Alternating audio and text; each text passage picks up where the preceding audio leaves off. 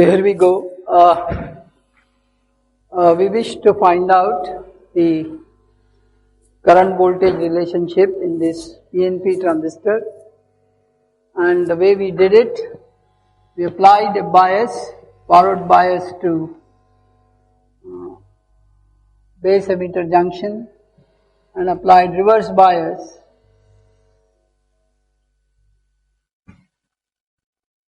to this.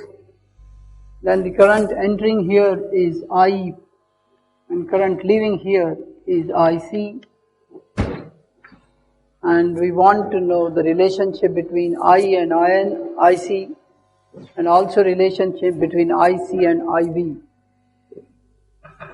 Since we are interested in the relationship of currents, राज जरा अभी थोड़ा noise कम करूँगा.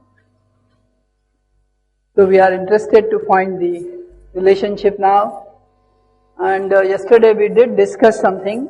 We said that if the emitter base junction is forward biased, a lot of holes will come from emitter towards base, and since the base width is kept very small, most of them before they recombine will go to the collector, and this being the reverse bias junction, almost all carriers will be swept off by the electric field, which is larger because it is reverse biased.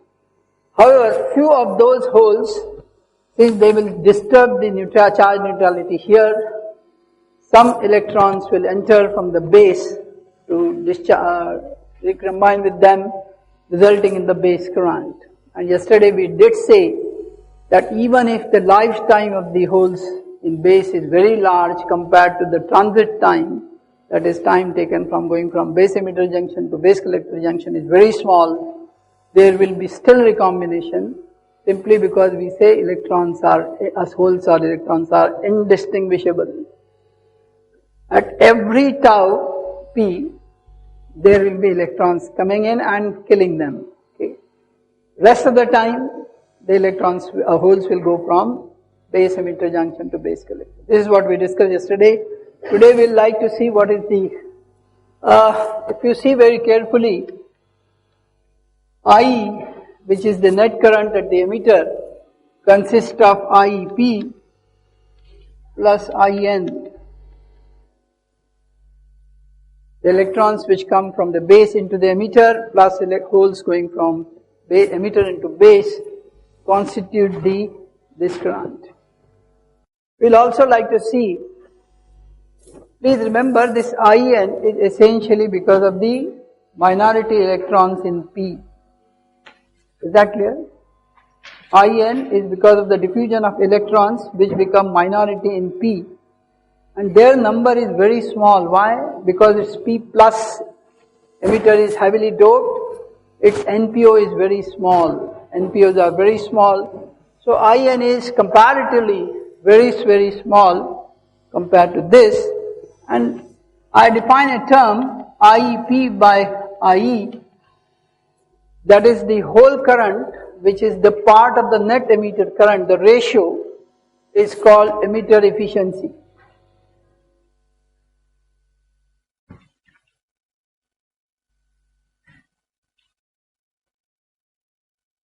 Ideally, I would prefer IEP to be almost equal to IE, so that the IN part is extremely small. Whatever is coming is becoming the emitter current. That's what I am ideally looking for. So what is the value gamma I am looking for?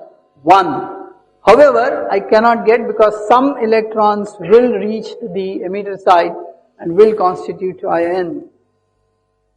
There is another term which is of interest to me, is whatever I am receiving at the collector end, ICP, what is it related? What is this ratio? ICP by IEP power. ICP is the holes received at the collector, collected holes. IEP is the injected holes. The ratio, how many I leave from the base emitter junction and how many finally I collect, the ratio is decided by what we call how many they transport in the base, and therefore it's given a name, base transport factor. So IEP into IE, IEP by IE is gamma and ICP by IEP is this. So now we say if I multiply these two terms, alpha T into gamma, I figure out IEP by IEP plus IN, which is my gamma, into ICP by IEP, R is equal to ICP upon I. Is that clear? So the collector hole current divided by the net emitter current is product which I see is alpha T gamma. Can you think what is it? There is additional current which is coming here is ICN. So what is actual IC in fact? IC is equal to ICP. Which is this ICN current? Is the reverse saturation current of base collector junction. The holes of course are the part of the IEP itself because holes will go there, but some electrons from P region will actually come inside base, and that current is ICN. So now we see typically this current is extremely small compared to this. Why? Because from the base emitter junction I am pushing hell of holes towards collector. But the electrons which will go from collector to the base will be very, very small, simply because N doping is higher than the P doping in the collector, and it's a reverse bias junction. Is that correct? So very few electrons will reach to the base. Okay.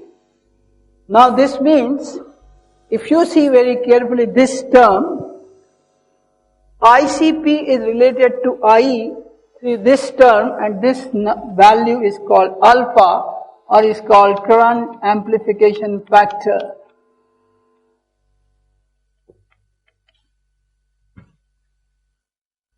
This is the most important factor in whole transistor as a device, alpha. Can you tell me how much will be typically alpha T should be? Close to what? 1, because most of the carriers injected are reaching to the base collector junction. So this is also close to 1. IN is extremely small, so gamma is also close to 1, but less than 1. Is that correct? They are never 1, they are always less than 1. So alpha is always the product of small value less than 1 of alpha T, small value less than 1 from gamma.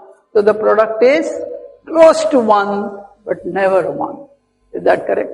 So the current amplification factor of a BJT is always less than 1 but very close to 1. Typically this value may be of the order of 0.9996 or something of that kind. Fourth order decimal will change, or third or fourth or fifth, depends on the dopings are used. In that case, dependent on doping. Why? Because the forward bias current is decided by the dopings on the emitter side and the base side. Base collector junction is not so much decided by, that's only the majority carriers. So this means most of them which are injected at the base emitter junctions are collected at, so there is no real amplification. Is that clear? There is no real amplification. From as far as the injected carriers are concerned, as far as they are received carriers, they are always less than the value injected.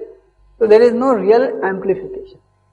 However, yesterday we did discuss, by theory at least, that as holes reach, they will disturb the charge neutrality here, and to maintain it, some electrons will be pumped from base to neutralize some of the holes at every lifetime. That means there will be some small number of electrons will enter, which will give you some base current. Is that correct? Electron flow means base current. So if you see carefully there, I see another relationship which is very interesting, that IE minus IC,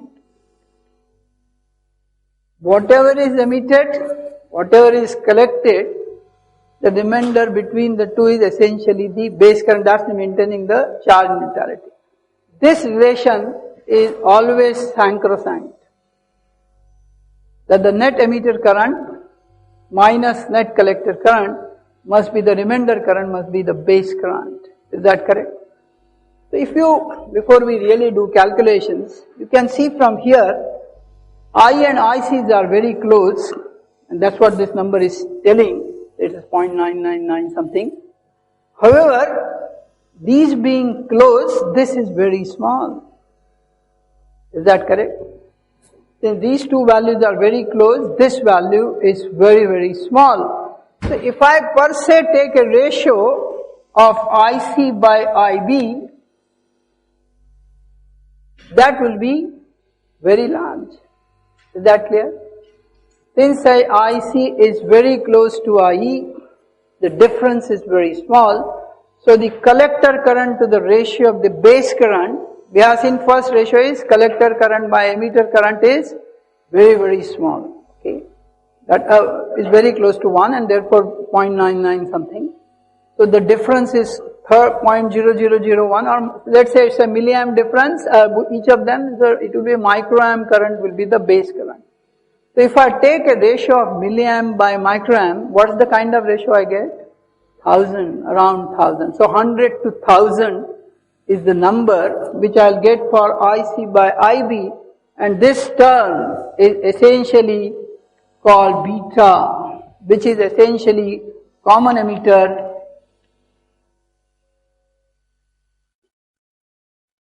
amplification factor.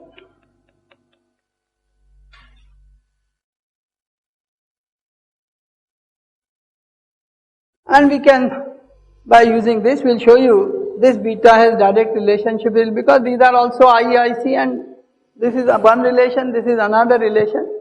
So I should be able to get a relationship between beta and alpha, and we'll find that if alpha is close to 1, what will happen to beta? If alpha is closer to 1, beta will be larger and larger, larger and larger.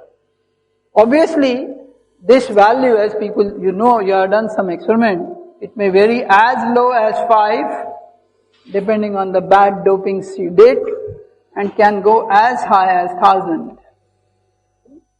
So beta of a transistor could be as low as 5, and particularly some of the PNP transistors used are essentially for a low gain device, are having gains of 5, beta factors of 5, whereas for normal amplifiers, we'll use device which has beta around 200, 300, 500.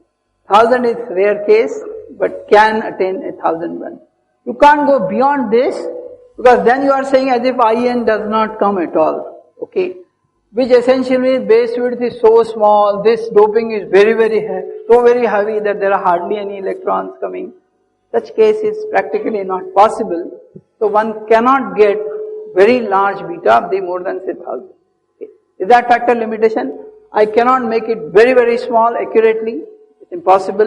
And I cannot make this doping more than the NCs or any NC or this is density of states available here, or valence band or conduction band. So I cannot reach very large number there either. Of course, some other day, larger the doping here, it also creates lot of problems. Some other day, it's called bandage tailing, easy changes. So one cannot have very large doping either. So typically, what is the doping I suggested to you? This will be 10 to the power 19 per cc. This will be around 10 to the power 5, 10 to the power 16 to 10 to the power 17. This will be around 5 10 to the power 15 to 10 to the power 16. One order less will be here. Almost 2 orders higher will be on this side. Is that correct? So if tomorrow someone says use collector as your emitter and your emitter as collector, it will still act like a transistor, but what will it will hurt to? Then this is the lightest doped area. Which current will be dominating here? This will be forward bias then. So which carriers will go? Holes will go here, but electrons will come here, which will be in larger quantity. So the so-called that IN term will be higher than the IEP term. So the gamma will become so small maybe 0.1 or of that range, then we will say the gain will fall to very small value. It's called inverse alpha. Inverse alpha means if you use collector as emitter and emitter as collector, there will be still gain, but it will be very, very small gain. Therefore, transistors are never, they are marked. A dot is put on the emitter, okay, to show you that, okay, this is your emitter. Okay? Because the dopings there are much different from the collector. Is that clear? That's why if you see a circuit, you must have done this experiment. There is a dot to show you, or if you have a metal cap, there is a small H coming out of it which shows emitter pin. Okay. So that is essentially because we figure out that this IN term may actually change gamma drastically. Is that clear? And therefore, transistors are always used in unipolarity. That is, emitter is emitter and collector is collector. So is but in the case of MOSFET, what did I say? Since source drain dopings are same in most cases, 99 cases, their source and drain are only decided which way is the bias. Okay. If this is VDD, I'll call drain. If this is VDD, I'll call that drain, and the performance may still remain identical. Is that clear? So another difference between transistor BJTs and MOSFET is they are bilateral device. These are unilateral devices. Is that clear? So another important why emitters cannot become collectors. Okay. So we will use that term inverse alpha in our modeling. Why we will do it? Because we will like to see generalized case. What is the generalized case I will do? What kind of biasing generalized? How many ways I can look into it? This is forward bias. This is reverse bias. This is forward bias. This is reverse bias. This is forward bias. This is forward bias. This is reverse bias.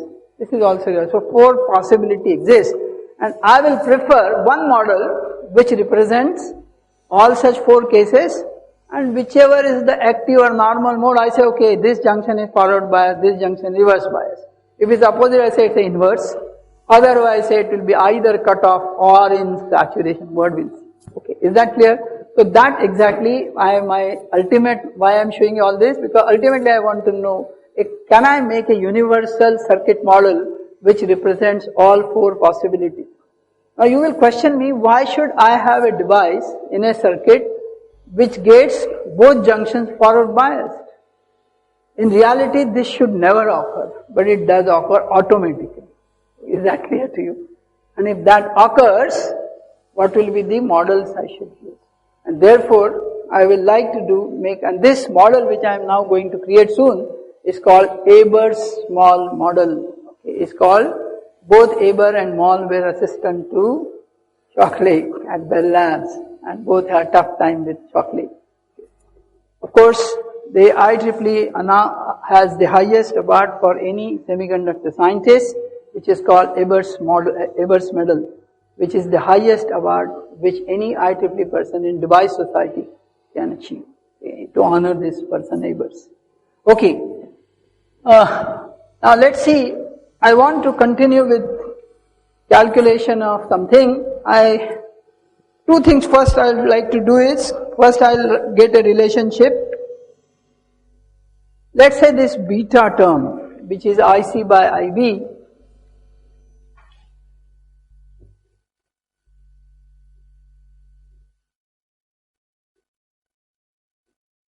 just tell me if I am wrong.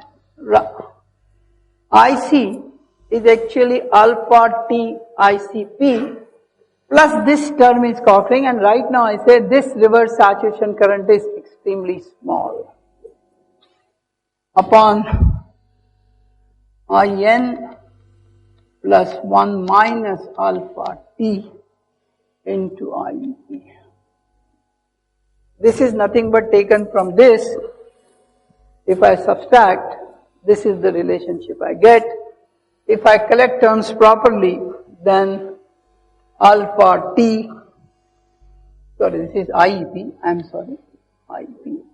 IEP divided by IEP plus IN divided by IN plus this alpha IEP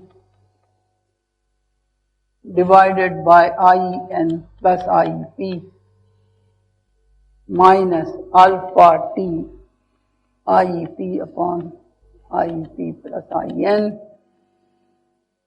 Just divide numerator and denominator by IE plus both sides, numerator, denominator, I divided by IE or IEP plus IN. What is this term? Gamma किधर लिखा है आपने? Okay. Gamma is IEP upon IEP plus this. This is gamma. So alpha T gamma divided by how much? 1 minus alpha T gamma. You can see this is gamma. This is gamma. Okay. This of course is 1. Yeah, that's what I said. ICN is extremely small. You can add, there is another term will appear. We'll add a little later. So what is this value then? How much is this come? Alpha T gamma is how much? Alpha. 1 minus alpha. Sometimes, in many books, maybe even for your sake, you may use zeros. There are advantage of using this zero. Zero essentially stands for DC. Okay. Is that word clear? Zero stands for DC. So there are two gains also possible. DC gain or DC beta and AC beta. Can you tell me from this expression what will be DC? This is DC beta. DC current, AC collector current by DC base current. So this is DC beta. So it should be beta 0. But someone asks you what is AC beta? What should be the value? Anyone? अभी तक जल्दी बोलते आना चाहिए.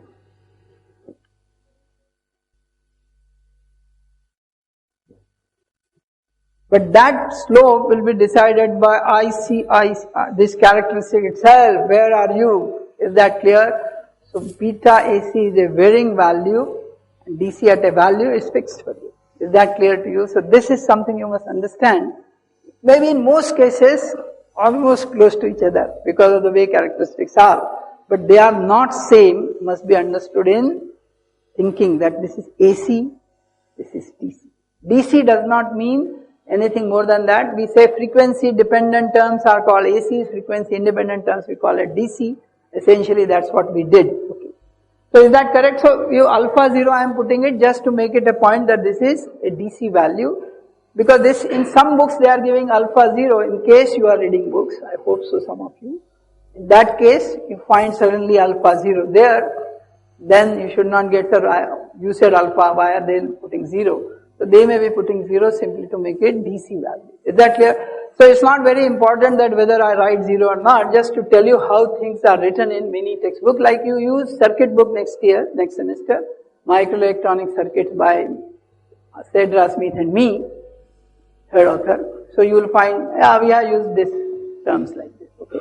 So this is something you should realize that in books sometimes some notations are different, so why they are different. So we have now got, let's take a simple example.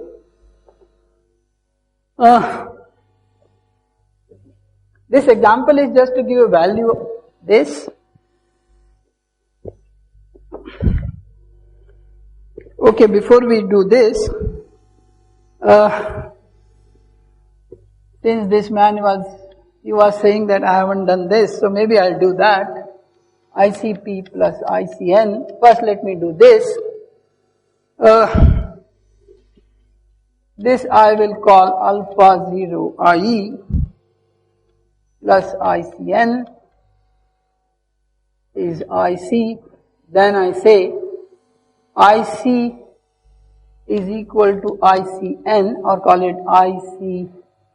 Okay, I'll name this ICBO when I is. What does this mean? If I put I0 here, this ICN current which you are looking for is redefined as ICBO. What does that mean? It's a collector based current when emitter is open circuited. I0 means open circuited. I repeat, if emitter is open circuited, whatever is the reverse saturation current of this junction, base collector junction, is essentially the reverse current ICBO. Is that correct? So we can write this alpha 0 IE plus ICBO, but this is normally constant because reverse saturation current does change with bias, but very little. So we say this is generally a DC offset kind of thing. This is some value which is varying plus offset of that. Is that correct? What is offset means? I measure voltage from say one value, 0 value, or I measure from some other value. So it's an offset of that. Is that correct? Typically I may give you some values for calculations so that you will get what I am really saying. Okay. I have some example taken. I mean, this is not very important what values I use, just to give an idea. These are the typical values which you will see in the real device. This is my P plus NP device. Right now I am not requiring these dopings, but these are the values probably I may give later. Okay. I found out that IEP is 3 milliamp, IEN is typically of the order of 10 microamp. What does this signify? Why I wrote this?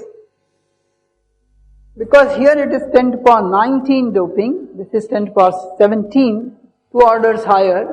So the electron's current will be much smaller compared to the whole current. This is the kind of thinking which I said. That's why I actually wrote that. Is that point clear? Whichever is heavier dope, minority carriers will be smaller there, so they will constitute smaller currents. Is that correct? Whereas this is holes coming here, they will become minority in 10 to the power 17, and they are large in numbers because gradient will be too big enough for that. So it will create larger IEP than IN. Okay, these are just values to make some numbering, no importance. ICP is 2.99 milliamp. This is not really contrived values, but to some extent, yes. I have first decided what value I should show you and recalculated back to get this. So, in a way, they are contrived. ICN is 1 microamp. Again, why this is 1 microamp I chose? Because base collector junction will have very small reverse bias current, and that current I say is typically 1 microamp. And I also figure out sum of these two, I is equal to 3.01 milliamp, sum of these two, okay, and IC, the sum of these two is 2.991 milliamp. This plus this is IC, this plus this is IE, so just IE and IP I can calculate, okay. Then I now show my interest to evaluate alpha and beta and maybe ICBO. How much is gamma? What is gamma? IEP upon IE.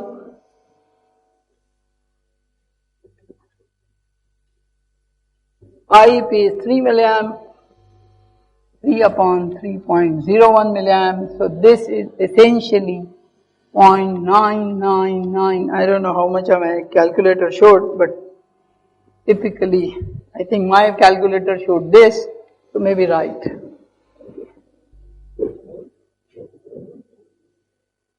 Do you know, there used to be a calculator called a slide rule. Have you any time seen or heard of it? Slide rule. Heard of it? There used to be a plasticized scale kind of thing, thick enough for say 3 inch, 2 inch, and center there used to be another which was sliding in. There are 2-3 scales on the top side, bottom side, and center there is another scale. So you fix your cursor, there used to be a cursor block. So you adjust here, you move the slider, the answer will come at the other end. Okay. This is actually mechanical scale calculations. All of us studied with no calculators in hand. but only using slide rules. Okay. And we still made third decimal accuracies by thinking. Maybe this is okay. Okay. Maybe if I have my slide rule of 60s, I'll start someday and show you it. Okay. Alpha T is ICP by IEP, which is 2.99 divided by 3. This is 0.9996668, whatever numbers. Therefore, alpha is alpha T gamma, product of these two, and my calculator shows this. Okay. Slide rule you can get at best 0.99. So the next decimal is in between the gap where the cursor left of 5 more than, make a point kind of thing. Okay. Why we used to think that is not wrong? Because in engineering, that is the error anyway and everywhere. Okay. So why bother so much about it? So what is beta then? 0.9934 divided by 1 minus 0.9934. If you take more decimal, it will be more accurate. Okay. This is typically 150.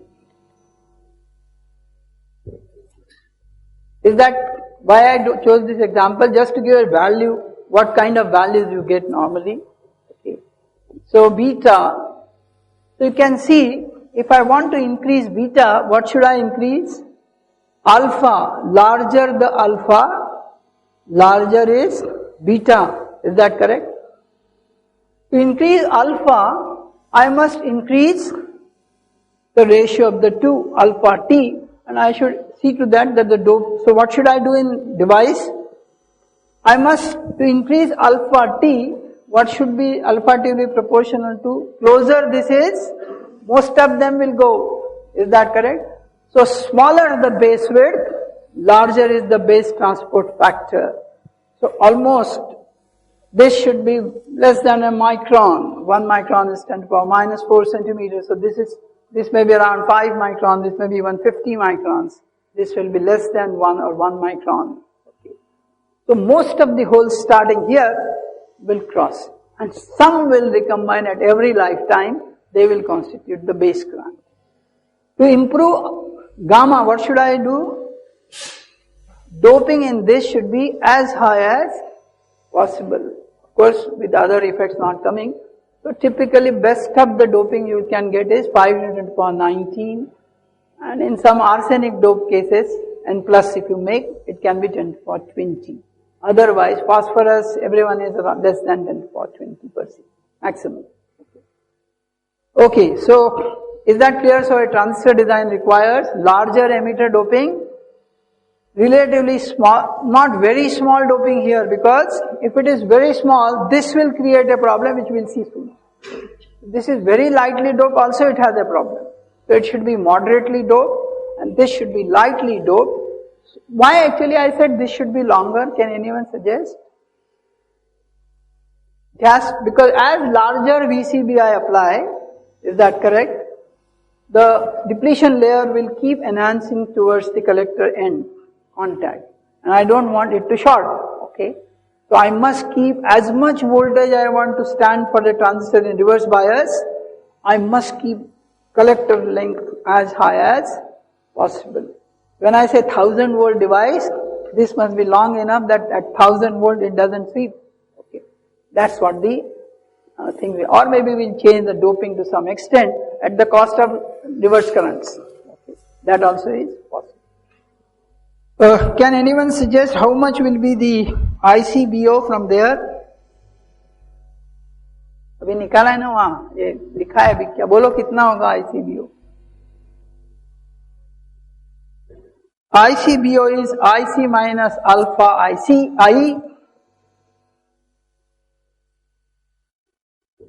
IC minus alpha 0 I is ICBO. Okay.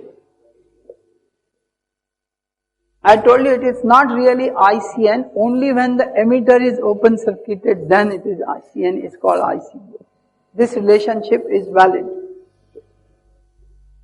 So IC minus alpha 0 IE, I substitute this value, and as someone said, it will be around 0.87 microns.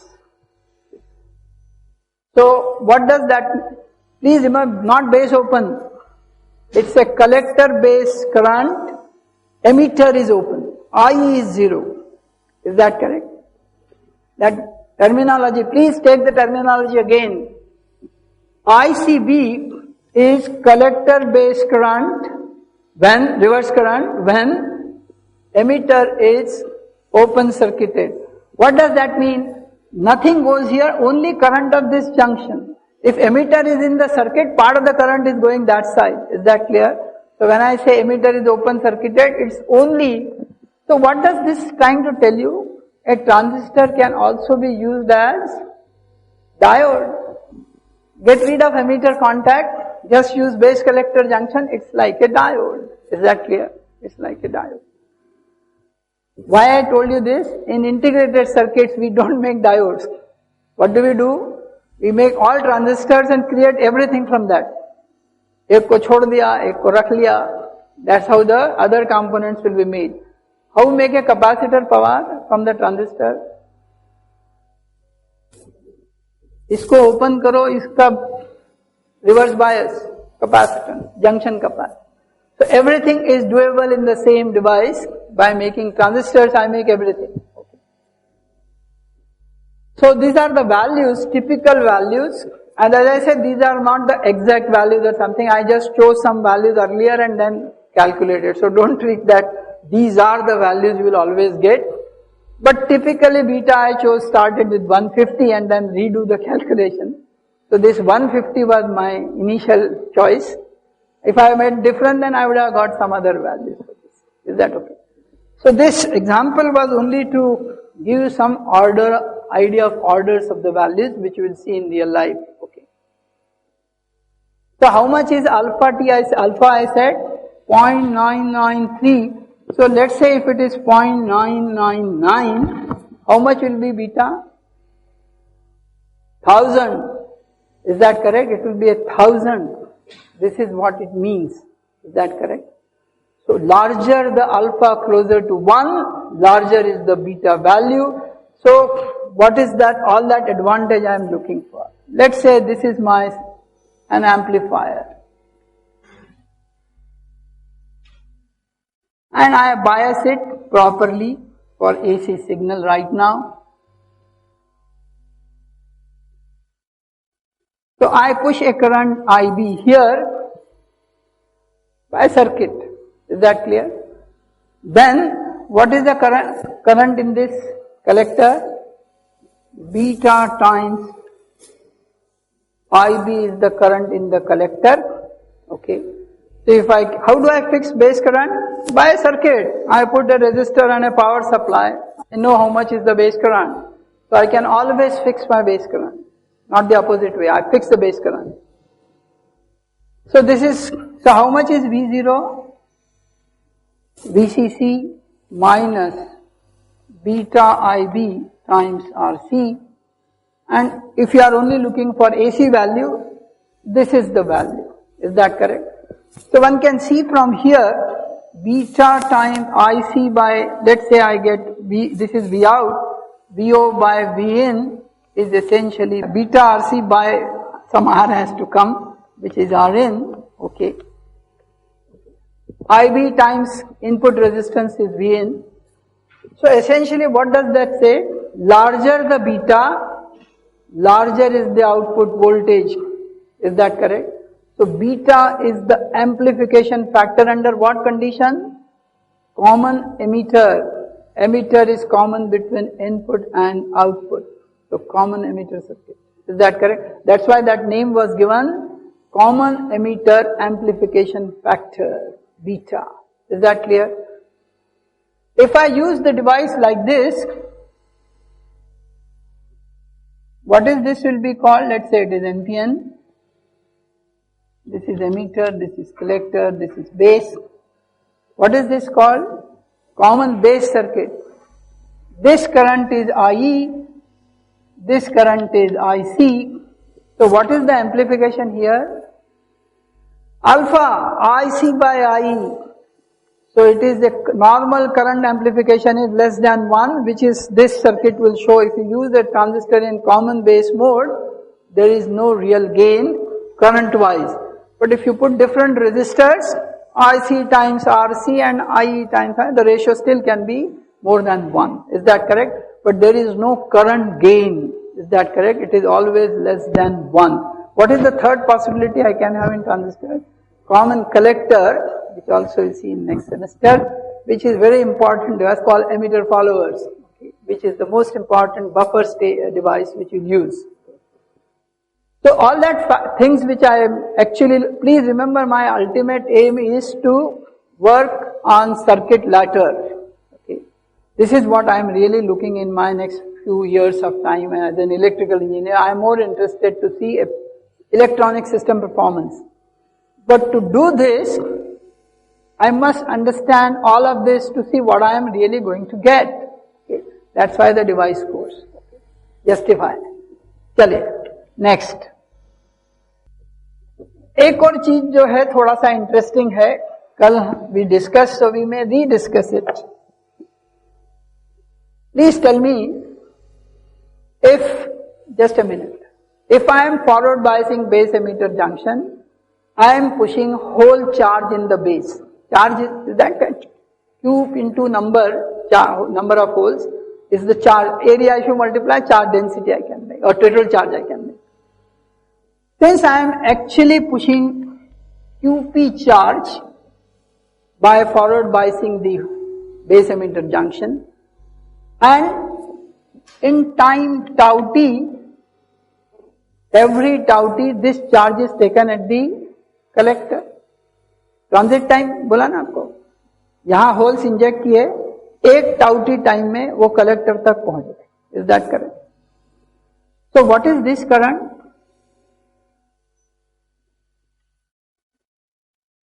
Received current is charge injected divided by the time through which they cross there. Okay.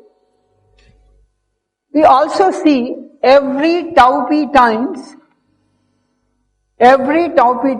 electrons are pushed into base to neutralize, because otherwise charge neutrality doesn't work. So let us say Qn is the charge which electrons are injecting in, and at what time it is injecting? Every lifetime this much charge per unit time I will inject. So what is this value is?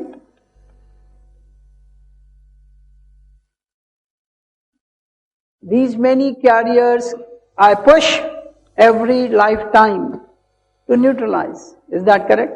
So Qn by tau p is the base current, Qp by tau t is the collector current, but charge neutrality says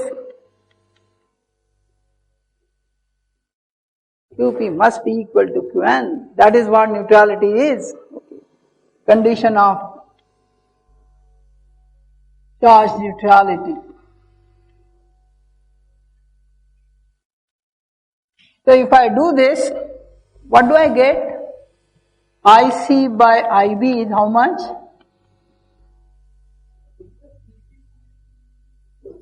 The holes which are injected from the base emitter junction, holes into Q, is the charge, whole charge.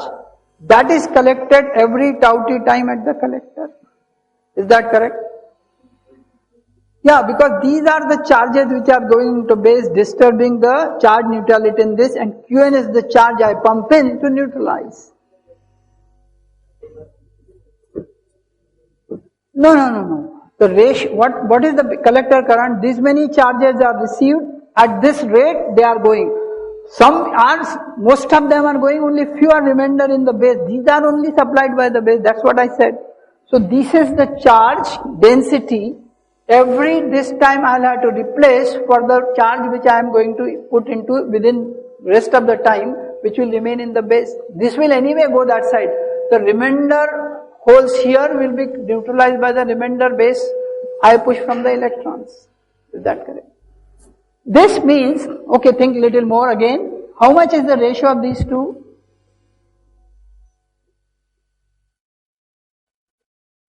This is what the theory yesterday I was talking.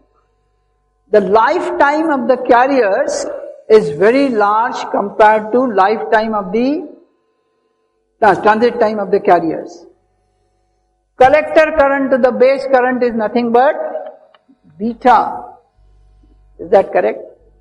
So larger the lifetime of the carriers compared to the smaller base widths I choose, larger will be the same thing which I did otherwise can be looked from this side. Is that correct? What did I say? Holes are injected here, they are picked up here, some do recombine, which is every lifetime I will push it from the emitter base side to neutralize that. So if the ratio of lifetime to tau t is larger, then beta is larger, which essentially creating some other problem for me. If I want to make a device running very high speed, what is the way a high speed circuit should work? That means the charge should go very fast on this. So I will reduce the base width. So it seems my beta will increase, very fine. But if I want to increase beta through tau p, then what will happen? You have done a diode course, a diode experiment.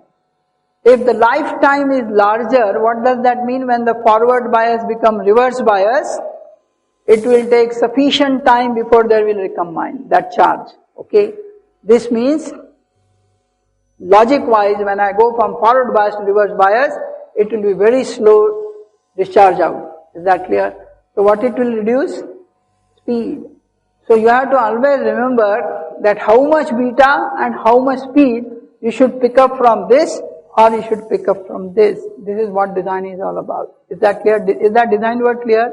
I can increase beta through this, I can decrease this and increase beta. Which ones I should play in what gains? Okay. So switching transistors are not amplifying transistors. Is that clear? Switching transistors are not amplifying transistors. Is that clear? That's why they are different, because we adjust either tau p or tau t in different devices, and therefore we get two different circuits, different devices. Okay, before we do, of course we have to do little more important game in this. This is for yesterday's people, I repeat, because this is a crux of whole PNP or NPN transistor. I said yesterday, since I am injecting holes from base emitter junction towards collector, I said the time taken to reach collector is very small because base width is very small and they are injected, have sufficient velocity, they cross.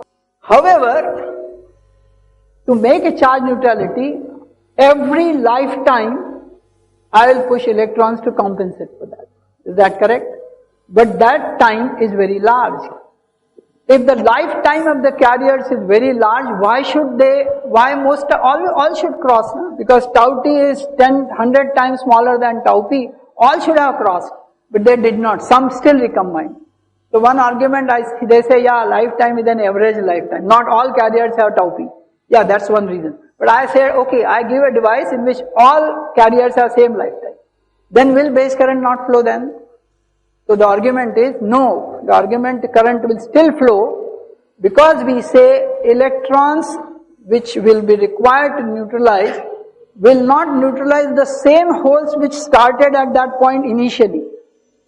3 holes were coming, let's say in every second some holes are reaching. After 5 seconds I will hit one of them. But by then so many would have crossed. Is that correct? So I am 100%, I give an example.